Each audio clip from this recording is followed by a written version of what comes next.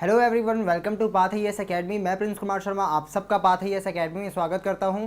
तो आज के इस वीडियो सेशन में हम जो है डिस्कस करने वाले हैं बेसिकली अभी जो सीजीपीएससी का मेंस का पेपर हुआ उसमें हम पेपर 4 जो कि बेसिकली आपका साइंस का पोर्शन है उसको हम डिस्कस करने वाले हैं। और उसमें हम बेसिकली बायोलॉजी और केमिस्ट्री जो है इसको हम यहाँ पर डिस्कस करेंगे, बायोलॉजी और केमिस्ट्री को। तो अब हम आगे बढ़ते हैं और देखते हैं किस प्रकार से क्वेश्चन इस साल पूछे गए हैं और किस प्रकार से जो है आप अपनी तैयारी में आगे इन एनालिसिस को जो है आगे आने वाले जो टाइम में जो मेंस होंगे, जो प्रीलिम्स होंगे, उनमें इससे कैसे जो है आप जो है मदद ले सकते हैं। चलिए आगे हम बढ़ते हैं। तो हमारा जो है सबसे पहला जो क्वेश्चन है बेसिकली पार्ट 1 की हम यहाँ पर बात कर रहे हैं। उसके पहले पोर्शन की अगर हम बात करें तो यहाँ पर आपको देखने को मिल रहा है सबसे पहला क्वेश्चन, अधातु तत्वों का संक्षेप में वर्णन कीजिए। तो अधातु के बारे में आपको यहाँ से पूछा गया है आपके सिलेबस में पार्ट 1 में, जो कि आपका दिया हुआ है भौतिक का सेक्शन, आपका जो है रसायन का सेक्शन। उसमें अगर हम बात करें तो आपको उसमें दिया गया है धातु और अधातु के बारे में डिटेल में जो है सिलेबस में दिया गया है। धातु और अधातु की आवर्त सारणी में स्थिति स्पष्ट कीजिए और साथ ही साथ वहाँ पर आपको जो है उसके गुणों के बारे में भी जो है बताने के लिए कहा गया है, पढ़ने के लिए कहा गया है। तो कहीं ना कहीं वहाँ से क्वेश्चन उठा हुआ है, बहुत ही ज़्यादा आसान क्वेश्चन है, 2 मार्क्स के लिए क्वेश्चन था। ठीक है, आगे हम बढ़ते हैं और देखते हैं अगले क्वेश्चन की ओर। साबुन क्या है? साबुन निर्माण में उपयोग होने वाले पदार्थों के नाम लिखिए।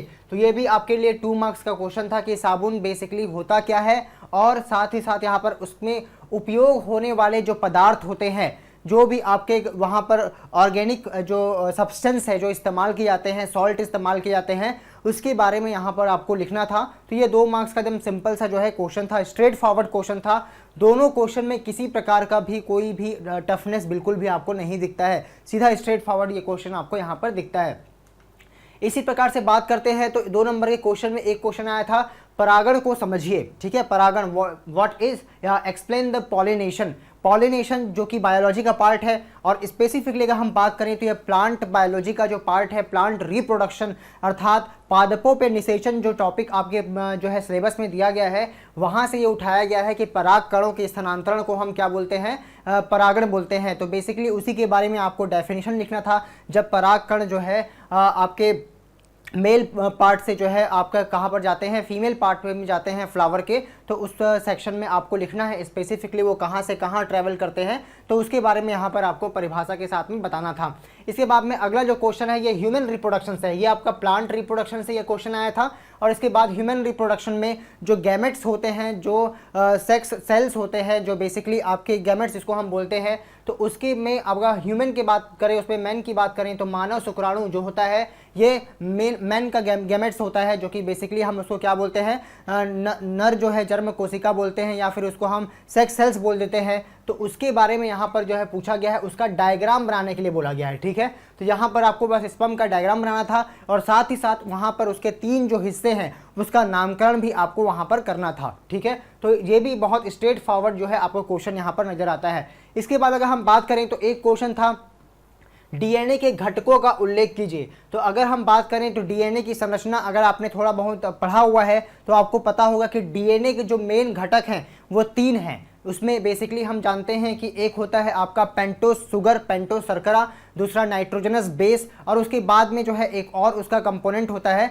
तो इस प्रकार से अगर हम फास्फेट ग्रुप होता है, ठीक है, ऐसे करके 3 उसके घटक होते हैं। तो उन घटकों के बारे में लिखना था आपको, उसमें बता देना था कि वो जो उसका बैकबोन होता है, जो रीढ़ होता है, वो किससे बना हुआ होता है, बेसिकली फास्फेट और आपके जो है वो जो है आपका पेंटोस शुगर वाले ग्रुप से बना होता है और नाइट्रोजनस बेस उसके लिए लिंक का काम करता है। जो डीएनए के 2 जो घटक होते हैं, 2 ट्रेंड्स होते हैं, ट्रेड्स, उसको जोड़ने का वो क्या करता है, काम करता है। तो कहीं ना कहीं क्वेश्चन यहाँ से जो है संरचना से पूछा गया था और ये सिलेबस में आपके दिया हुआ है कि डीएनए के बारे में जो सामान्य जानकारी है वो आपके जो है होनी चाहिए। बायोलॉजी के सिलेबस में ये ऑलरेडी लिखा हुआ है। तो अगर हम देखें तो फिजिक्स और फिजिक्स की बात हम यहाँ नहीं कर रहे हैं, हम बेसिकली बात कर रहे हैं केमिस्ट्री और बायोलॉजी की। तो इसमें अगर हम देखें तो आपको जो 2 नंबर के क्वेश्चन हैं ये बहुत आसान क्वेश्चन दिए गए हैं, आसानी से आप सारे क्वेश्चन के आंसर जो है यहाँ पर कर सकते हैं। इसके बाद में आपका जो अगला क्वेश्चन है वो 4 मार्क्स के लिए है, शुष्क संक्षारण क्या है। मतलब आपके टॉपिक में जो है कोरोजन का एक टॉपिक दिया हुआ है, धातु के बाद में वो आखिरी में दिया हुआ है संक्षारण, उसमें आपने लोहे का जंग लगना पढ़ा होगा, कॉपर में जो है संक्षारण की प्रक्रिया पढ़ी होगी, संक्षारण की परिभाषा, उसको रोकने के उपाय पढ़े होंगे। वहीं से यहाँ पर पूछा गया है कि ड्राई कोरोजन या शुष्क संक्षारण क्या होता है, इसके बारे में आपको यहाँ पर पूछा गया था। ठीक है, नाउ आगे हम पढ़ते हैं नेक्स्ट क्वेश्चन, अपमार्जक क्या होता है, एक उदाहरण देते हुए समझाइए कि यह साबुन से कैसे उत्तम होता है। तो बेसिकली देखिए, आप 2 मार्क्स के क्वेश्चन में साबुन के बारे में पूछ दिया गया, सोप के बारे में पूछ दिया गया, और वहीं पर 4 मार्क्स के क्वेश्चन में जो है डिटर्जेंट के बारे में पूछ दिया गया। मतलब कुल मिला के एक ही टॉपिक से 6 मार्क्स के क्वेश्चन आपको यहाँ पर दिख गए। कई बार ये क्या होता है कि ये क्वेश्चन जो है एक साथ 8 मार्क्स में पूछ दिए जाते हैं, उसके प्रक्षालन की क्रिया को पूछ दिया जाता है। यहाँ पर वो न पूछ करके यहाँ पर अलग अलग उनको जो है यहाँ पर क्वेश्चन के रूप में आपको देखने को मिलता है। तो कहीं ना कहीं एक छोटे से टॉपिक से आपको 6 मार्क्स के क्वेश्चन यहाँ पर देखने को मिल रहे हैं। तो यहाँ पर आपको डिटर्जेंट की डेफिनेशंस बतानी थी और साथ ही साथ उदाहरण देते हुए बताना था कि साबुन से वो उत्तम कैसे होता है, तो उसकी संरचना के अनुसार से वह किस प्रकार से कार्य करता है, जो साबुन नहीं कर पाता है वो अपमार्जक उतनी आसानी से उसको कर लेता है। इसी के बारे में आपको यहाँ पर जो है बताना था। चलिए आगे हम बढ़ते हैं हमारे नेक्स्ट क्वेश्चन की ओर। अगला जो क्वेश्चन है ये आपका ह्यूमन नर्वस सिस्टम से है, जिसमें आप मनुष्य के मस्तिष्क के विभिन्न भागों को यहाँ पर लिखने बोला गया है। देखिए यहाँ पर क्वेश्चन में आपको समझना है कि ह्यूमन ब्रेन एक में अपने बहुत बड़ा टॉपिक है, उसको 15 मार्क्स में भी लिखा जा सकता है, 8 मार्क्स में भी लिखा जा सकता है, लेकिन यहाँ पर कितना पूछा गया है, 4 मार्क्स के लिए। तो आपको करना क्या होगा, यहाँ पर सिंपली आपको जो पूछा गया है मनुष्य के मस्तिष्क के विभिन्न भागों को लिखिए। तो आपको यहाँ पर उसके सारे पार्ट, उसके मुख्य 3 हिस्से, अग्र मस्तिष्क, पश्च मस्तिष्क, मध्य मस्तिष्क, ठीक है, ये आपको लिखना था। फोर ब्रेन, हिंड ब्रेन और आपका मिडिल ब्रेन जो भी है आपका मिड ब्रेन, इनको लिखना था। फिर उसके अंतर्गत जो उसके सब डिवीजन है उनको भी आपको, जैसे प्रमस्तिष्क हो गया, और इसी प्रकार से हम देखते हैं कि आपका पश्च मस्तिष्क में मेडुला ऑब्लंगेटा हो गया, ऐसे करके जितने भी उसके सब डिवीजन हैं वहां तक आपको सारी चीजें क्लियरली मेंशन करनी थी। बस उतना ही ये क्वेश्चन में पूछा गया था। उसके एक्सप्लेनेशन करने के लिए यहाँ पर कुछ भी नहीं लिखा गया है, तो आपको सीधा तौर पे उसके भागों के नाम आपको वहाँ पर लिखना था। और अगर आप थोड़ा बहुत मैनेज कर सकते हैं तो मस्तिष्क के बारे में आप सिंपल 1 या 2 लाइन में वहाँ पर लिख सकते हैं कि मस्तिष्क क्या है, उसका कार्य क्या है। ठीक है, वो आप चाहें तो वहाँ पर थोड़ा सा उसके बारे में इंट्रोडक्शन वहाँ पर दे सकते हैं, बाकी तो आपको उसके भागों को यहाँ पर बताना था। इसके बाद देखिए, प्लांट के रिप्रोडक्शन से फिर से एक क्वेश्चन पूछा गया है। प्लांट के रिप्रोडक्शन से एक क्वेश्चन आया था, पॉलिनेशन, परागण। दूसरा क्वेश्चन 4 नंबर में फिर आया है, जो कि बेसिकली आपका क्या है, describe basically the process of fertilization in plant, पौधों में निषेचन की प्रक्रिया का वर्णन कीजिए। 4 नंबर में पूछा है, 4 नंबर के अनुसार ही आपको लिखना पड़ेगा, क्योंकि पौधों में निषेचन की प्रक्रिया अपने आप में बहुत बड़ी प्रक्रिया है और उस पूरी प्रक्रिया को हम 15 नंबर के भी लिखने लायक होने चाहिए। उसको 8 मार्क्स में भी हमको लिखना आना चाहिए और 4 मार्क्स में भी बाकायदा लिखने आना चाहिए। तो कहीं ना कहीं यहाँ से आपको कुछ सीखने मिल रहा है। क्या सीखने मिल रहा है कि ऐसे बड़े टॉपिक हैं उनको हमको सारांश में भी, मतलब शॉर्ट फॉर्म में भी उसको लिखना आना चाहिए, क्योंकि कहीं ना कहीं रिप्रोडक्शन बात करें तो उसमें बहुत सारे प्रोसेस होते हैं।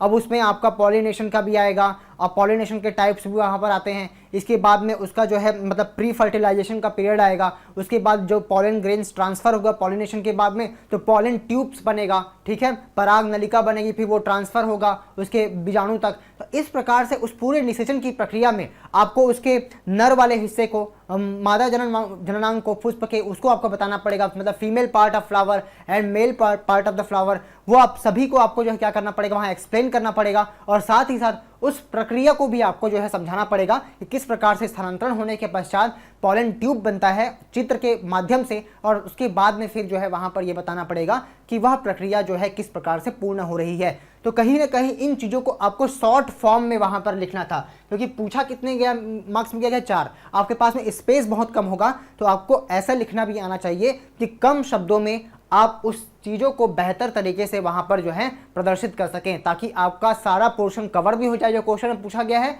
और एज वेल एज आप जो है वहाँ पर मार्क्स भी अच्छे से गेन कर सकें। ठीक है, तो इस तरीके से आपको यहाँ पर समझना चाहिए। नाउ आगे हम बढ़ते हैं, अगला क्वेश्चन देखते हैं, रासायनिक साम्य को उदाहरण सहित समझाइए। ठीक है, यहाँ पर और पूछा गया है साम्य स्थिरांक पर विभिन्न कारकों के प्रभाव लिखे। देखिए ये क्वेश्चन जो है आपके सिलेबस के पहले लाइन से ही पूछा गया है, पेपर 4 के, जो आपका रासायनिक अभिक्रिया की दर और साथ में रासायनिक साम्य, ये 2 टॉपिक एक साथ लिखे गए हैं, वहीं से ये सीधा क्वेश्चन है और सीधे तौर पे स्ट्रेट फॉरवर्ड क्वेश्चन है, कहीं से भी कुछ भी घुमाया नहीं गया है। बहुत आसान सा क्वेश्चन है, आसानी से आप इसमें 8 मार्क्स जो है गेन कर सकते हैं, 8 मतलब 6 तो गेन आराम से कर ही सकते हैं। ठीक है, तो यहाँ से आपको ये समझ में आ रहा है कि सिंपल तौर पे हमको रासायनिक साम्य में क्या होता है, उसके लिए आपको उत्क्रमणीय अभिक्रिया को भी समझाना पड़ेगा, क्योंकि उत्क्रमणीय अभिक्रिया में ही हम रासायनिक साम्य को जो है स्थापित कर सकते हैं। उसका आपने कुछ एग्जाम्पल ले लिया, एग्जाम्पल के बाद में आपने समझा दिया और उसके बाद में साम्य स्थिरांक पर विभिन्न कारकों के प्रभाव को लिखिए।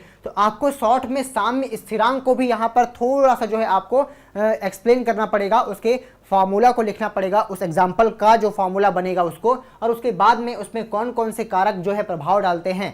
ठीक है, what are the factors affecting the basically आपका इक्विलिब्रियम कांस्टेंट, ये आपको यहाँ पर जो है एक्सप्लेन करना पड़ेगा। ठीक है, तो ये 8 मार्क्स के लिए आपका जो है क्वेश्चन था। नाउ आगे हम बढ़ते हैं, पौधों में खनिज लवणों के परिवहन को समझाइए, explain the transportation of mineral salt in plants. तो बेसिकली आपको यहाँ पर समझाना क्या था कि मिनरल्स के स्पेसिफिकली आप याद रखिएगा, ना तो यहाँ फूड के बारे में बात किया गया है, ना तो यहाँ वाटर के बारे में बात किया गया है, सिंपली बात किया गया है किसके बारे में, मिनरल सॉल्ट के बारे में बात किया गया है। तो मिनरल सॉल्ट के बारे में पूछा गया है तो उसी के बारे में आपको लिखना है। हाँ, आप चाहें तो फूड और वाटर के ट्रांसपोर्ट के बारे में 2 लाइन में लिख सकते हैं कि जाइलम ये करता है और फ्लोएम ये करता है, बाकी उसमें आपको डिटेल में नहीं जाना है, मेनली डिटेल में जाना है कि मिनरल सॉल्ट कैसे जो है ट्रांसपोर्ट होते हैं। तो बेसिकली अगर हम बात करें तो मिनरल्स प्लांट को कहाँ से मिलते हैं, तो रूट से, मतलब सॉइल से मिलते हैं। तो उसको एब्जॉर्ब करने का काम कौन करेगा, ऑब्वियस सी बात है रूट करेगा, रूट उसको एब्जॉर्ब करेगा और फिर उसको विभिन्न भागों तक पहुंचाएगा। इसके लिए रिस्पॉन्सिबल कौन से टिश्यूज होंगे, तो कुछ कॉम्प्लेक्स टिश्यू होते हैं, जैसे कि फॉर एग्जांपल आपके जाइलम और फ्लोएम। तो जाइलम वाटर और मिनरल्स को ट्रांसपोर्टेशन के लिए क्या होते हैं, रिस्पॉन्सिबल होते हैं। तो जाइलम के 4 जो हिस्से होते हैं उसको आपको बताना चाहिए, और साथ ही साथ वह कैसे जो है उसको ट्रांसपोर्ट करने का काम करता है, यहाँ पर उसको यहाँ पर समझाना पड़ेगा। उसके सारे हिस्से किस प्रकार से एक दूसरे के साथ में कोऑर्डिनेट करके उस मिनरल को यूनिडायरेक्शनल वे में, एक दिशीय जो है व्यवस्था में आपको वो कैसे प्लांट के ऊपर सभी भागों में पहुंचाने का काम करते हैं, वही चीज़ यहाँ पर आपको एक्सप्लेन करना है। याद रखना है कुछ चीज आपको स्पेसिफिकली अगर पूछी गई है तो स्पेसिफिकली उसी की बात कीजिए। अगर आपने परिवहन को समझा दिया और वहां पर मिनरल को आप छोड़ के एक जनरलाइज वे में वाटर को भी बता रहे हैं, फूड को भी बता रहे हैं और सारी चीजें वहां पर लिख रहे हैं, जाइलम फ्लोएम कर रहे हैं, तो कहीं ना कहीं वहां पर आपको मार्क्स नहीं मिलेगा। इस बात को बहुत अच्छे समझने की यहाँ पर आपको जरूरत है। चलिए, ये तो 8 मार्क्स के लिए क्वेश्चन था। इसके बाद हम बात करते हैं 15 मार्क्स के क्वेश्चन के लिए। देखिए, आप यहां पर गौर करेंगे कि मेटल और नॉन मेटल से क्वेश्चन किस तरीके से पूछे गए हैं। मेटल का क्वेश्चन जो है, अगर हम प्रीवियस स्लाइड में जाएं तो आपको देखने को मिलेगा कि एक तो आपको 2 मार्क्स में मेटल का क्वेश्चन देखने को मिला। ठीक है, इसके बाद में आप देख रहे हैं आगे, तो यहाँ पर ये संक्षारण जो है कहीं ना कहीं ये भी मेटल से जुड़ा हुआ टॉपिक है, तो आपको 4 मार्क्स का क्वेश्चन यहाँ भी देखने को मिला। इसके बाद अगर हम देखें तो नेक्स्ट जो 15 मार्क्स के क्वेश्चन आपको देखने को मिल रहा है, धातुओं की आधुनिक आवर्त सारणी में स्थिति व उनके सामान्य गुणों का वर्णन कीजिए। मतलब धातु और अधातु के टॉपिक से ही अगर किसने धातु और अधातु को बहुत अच्छे से पढ़ा हुआ है तो यहाँ पर सीधे तौर पे 15 मार्क्स ये, 4 मार्क्स और 19 और 21, सीधे तौर पे 21 मार्क्स जो है मेटल और उससे जुड़े हुए कुछ टॉपिक से पूछा गया है, जो कि यहाँ पर बहुत ज़्यादा वेटेज यहाँ पर दिखाने का क्या कर रहा है, काम कर रहा है। मतलब केमिस्ट्री में अगर हम देखें तो मैक्सिमम पोर्शन जो है मेटल और नॉन मेटल से ही पूछ लिया गया है। तो कई बार ऐसी स्थिति बनती है, एग्जामिनर कई बार क्या करते हैं कि डाइवर्स चीज़ों को फोकस करने के बजाय कई बार क्या करते हैं कि वो किसी एक टॉपिक को उठा के वहाँ से मैक्सिमम क्वेश्चन भी डिज़ाइन कर सकते हैं। तो कभी भी आप ये मत सोचिएगा कि ये टॉपिक मैं छोड़ के चले जाता हूँ या जाती हूँ तो चल जाएगा, कोई दिक्कत नहीं होगा। मान लीजिए उसी टॉपिक से मैक्सिमम क्वेश्चन उठा दिए गए तो आपका वो पेपर में मार्क्स बहुत ज़्यादा क्या होगा, अफेक्ट होगा। ठीक है,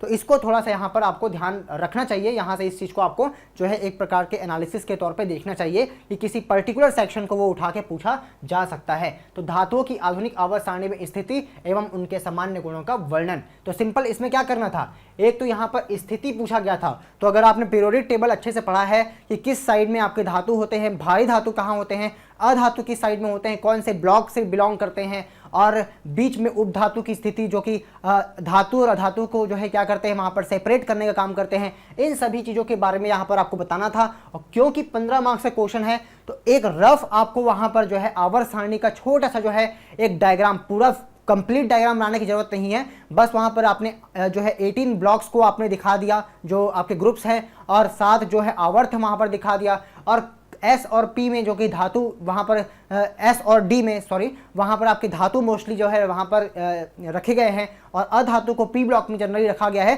तो थोड़ा सा उसके बारे में आपने वहाँ पर उसको डायग्राम के जरिए भी यहाँ पर बताने का प्रयास करना चाहिए, क्योंकि कहीं ना कहीं वो चीज़ों को यहाँ पर पूछा गया है।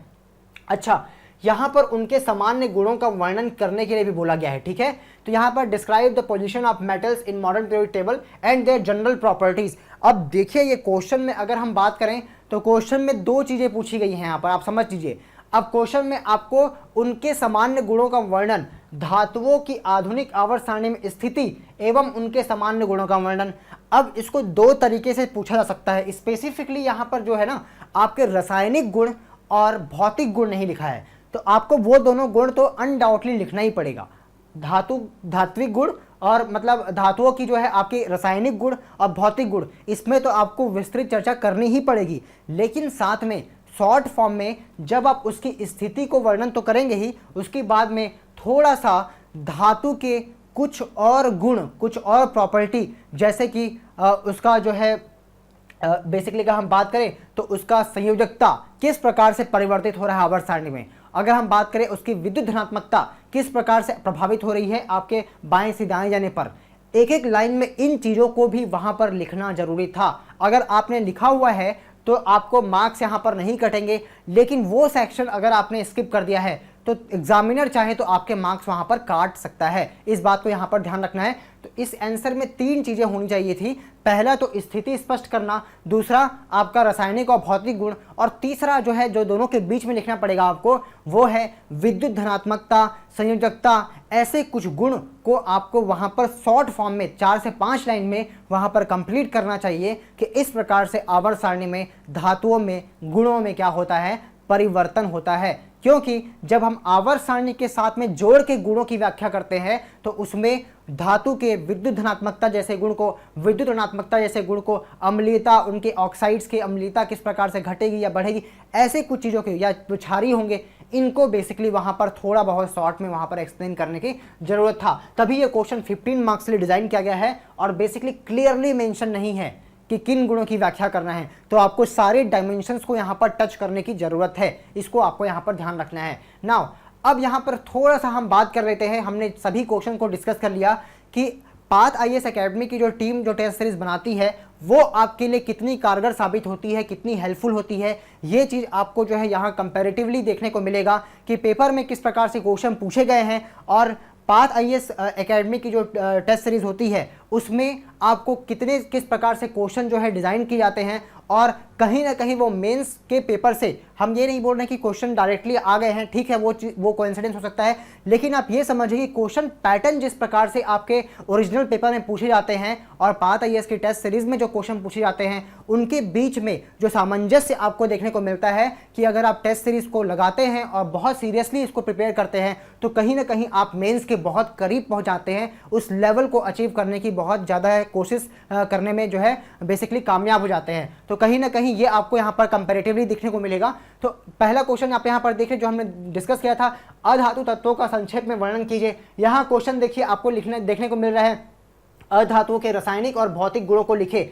ये आपके ऑलरेडी आपके 15 मार्क्स से क्वेश्चन का भी कहीं ना कहीं क्या है, पार्ट है। इसके बाद क्वेश्चन में पूछा है साबुन क्या है, उसके बारे में क्वेश्चन देखा। अपमार्जक के बारे में हमने क्वेश्चन देखा। यहाँ पर आप देखिए साबुन और अपमार्जक में क्या अंतर है, पायसीकरण मिसेल निर्माण के द्वारा साबुन की प्रक्षालन क्रिया को समझाइए। तो कहीं ना कहीं इससे जुड़ा हुआ क्वेश्चन आपको यहाँ पर देखने को मिलता है। अगर आप इन चीज़ों को पढ़े होते हैं और लिखे होते हैं तो कहीं ना कहीं इन क्वेश्चंस को भी आप जो है वहाँ पर बना के जरूर आ सकते हैं। चलिए आगे हम बढ़ते हैं और देखते हैं। देखिए एक क्वेश्चन तो सीधे तौर पर एज इट इज़ आपको थोड़ा बहुत जो है देखने को मिल गया, रासायनिक साम्य अवस्था की व्याख्या कीजिए। इसके अलावा साम्य अवस्था स्थिरांक के लिए अभिव्यक्ति प्राप्त करें। तो कहीं ना कहीं ये इसका पार्ट है, इसमें आपको ये चीज़ें यहाँ पर मेंशन करनी ही थी। और साथ ही साथ यहाँ पर कारकों के बारे में में भी यहाँ पर पूछा गया है। इसी प्रकार से डीएनए के घटकों का उल्लेख कीजिए, लैंग्वेज चेंज करके वहां पर पूछा गया है। आप देख सकते हैं डीएनए की संरचना को समझाइए, तो डीएनए की संरचना में उसके घटक को भी आपको समझाना पड़ेगा। तो कहीं ना कहीं किस प्रकार से जो है आप देख सकते हैं कंपैरेटिवली हम जो है उस क्वेश्चन पेपर के स्टैंडर्ड के कितने करीब हम जो है होते हैं, और उसके द्वारा हम जो है यही उम्मीद करते हैं कि जो स्टूडेंट इन चीज़ों को बहुत सीरियसली जो है मेंस राइटिंग करते हैं और उसका जो एनालिसिस हम यहाँ पर करते हैं, वह हमारी पूरी कोशिश हमारी टीम की यही होती है कि उस जो एस्पिरेंट है उसको ऑप्टिमम तरीके से जो है उसको बेसिकली इवैल्यूएट किया जाए, उसकी कमियों को वहाँ पर बताया जाए कि कहाँ पर वो कमी है, कहाँ पर वो इम्प्रूव कर सकता है, जिसके जरिए वो अपने जो गोल है उसके और करीब जो है वो जो है बेसिकली पहुँच सके। इसी प्रकार से हम बात करते हैं, जैसे मस्तिष्क के विभिन्न भागों को लिखिए पूछा गया था। यहाँ पर एक क्वेश्चन दिया गया था पाथ हाइयर्स की टेस्ट सीरीज में, मानव तंत्रिका तंत्र का वर्गीकरण लिखिए, नामांकित चित्र की सहायता से मस्तिष्क के विभिन्न भागों की कार्य की व्याख्या करें। कहीं से कहीं वहीं से जो है वो क्वेश्चन रिजेंबल करता हुआ आपको यहाँ पर दिखता है। इसी प्रकार से पौधों में निषेचन की प्रक्रिया का वर्णन कीजिए। यहाँ पर देखिए जो टेस्ट सीरीज में क्वेश्चन पूछा गया है, बेसिकली पुष्प की संरचना बनाएं, उपयुक्त आरेख की मदद से पौधों में लैंगिक प्रजनन की व्याख्या कीजिए। तो कहीं ना कहीं उसी के बारे में यहाँ पर ये क्वेश्चन पूछा गया है, बस लैंग्वेज में थोड़ा बहुत क्या है फर्क आपको देखने को मिलता है ना। आगे हम देखते हैं, यही क्वेश्चन आपको 15 मार्क्स में पूछा गया था, धातुओं की आधुनिक आवर्त सारणी में स्थिति व उनके सामान्य गुणों का वर्णन कीजिए। तो सामान्य गुण वाला, रासायनिक और भौतिक गुण वाला क्वेश्चन आपने ऑलरेडी देखा। अब एक और क्वेश्चन में पूछा गया था, आवर्त सारणी में धातु और अधातु की स्थिति स्पष्ट कीजिए। तो इसका एक हिस्सा आपको यहाँ भी कवर होता हुआ दिख रहा है। तो कहीं ना कहीं पाथ हाइयर्स की टेस्ट सीरीज में जो क्वेश्चन आए हैं उसी कॉम्बिनेशन से भी आपको क्वेश्चन यहाँ पर देखने को मिल रहे हैं। नाउ इसी प्रकार से हम जो है यहाँ पर आपका केमिस्ट्री और बायोलॉजी वाला जो सेक्शन है उसको हमने यहाँ पर डिस्कस किया, उसको हमने एनालिसिस करने की कोशिश की कि किस प्रकार से क्वेश्चन के आंसर्स आपको जो है वहाँ पर जो है देने चाहिए। हमने ये भी देखा कि कई क्वेश्चंस जो हैं जो 15 मार्क्स के लिए बिलोंग करते हैं, उन क्वेश्चंस को आपको 4 मार्क्स में भी पूछा गया है। किसी क्वेश्चन को जो है जो 4 मार्क्स का होना चाहिए उसको 8 मार्क्स में ही पूछा गया है। तो कहीं ना कहीं आपको तैयार रहना चाहिए, जब भी आप कोई एक टॉपिक तैयार करते हैं तो उसको 4 मार्क्स के लिए भी, 8 मार्क्स के लिए भी और एज वेल एज 15 मार्क्स के लिए इस आंसर्स को, मतलब इस पर्टिकुलर टॉपिक को हम कैसे तैयार कर सकते हैं, क्योंकि आपको तैयार रहना पड़ेगा एग्जाम से पहले कि उसमें से कितने भी मार्क्स के क्वेश्चन हमको पूछे जाए, हम उन क्वेश्चंस को आसानी से वहां पर लिख पाएं। ये आपके अंदर कैपेबिलिटी होनी चाहिए। जैसे मान लीजिए आपने पूरा जो है श्वसन तंत्र के बारे में पढ़ लिया है और आपको वो सारी चीज़ें पता है, लेकिन उसी चीज़ को आपको संक्षेप में पूछ दिया जाए तो आपको सारी चीज़ें मेंशन करते हुए उसको एक्सप्लेन करना आना चाहिए। और ये तभी हो पाएगा जब आप प्रॉपर जो है टेस्ट सीरीज जो है प्रैक्टिस करते हैं, उसको सीरियस तरीके से अटेम्प्ट करते हैं, और फिर उसके बाद जब आपकी कॉपी चेक होती है तो उसको आप एनालाइज करते हैं कि किस प्रकार से कहाँ पर गलतियाँ हुई है और क्या इम्प्रूवमेंट वहाँ पर किया जा सकता है। तब जाकर जो है आप अपनी तैयारी में एक कदम आगे बढ़ते हैं और अपना गोल के पास में जो है आप पहुंचते जाते हैं। तो मिलते हैं अगले वीडियो में इसी तरह के अगले एनालिसिस के साथ में, जिसमें हम बेसिकली आपका बिहेवियरल साइंस जो व्यवहारिक विज्ञान वाला सेक्शन है पार्ट 3, उनके क्वेश्चंस को हम वहां पर डिस्कस करेंगे। तो मिलते हैं, तब तक के लिए धन्यवाद।